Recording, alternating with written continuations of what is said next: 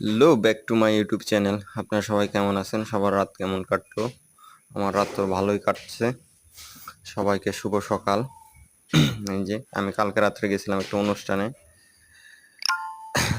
একটা আমাদের পাশের এলাকার বলতে পাশের আমাদের বাউন্ডারির পাশের ওনার ছেলের খাতনা করার প্রোগ্রাম করছিল।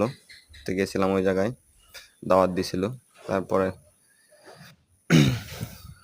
এই যে সাংস্কৃতিক অনুষ্ঠান হলো, দেখলাম।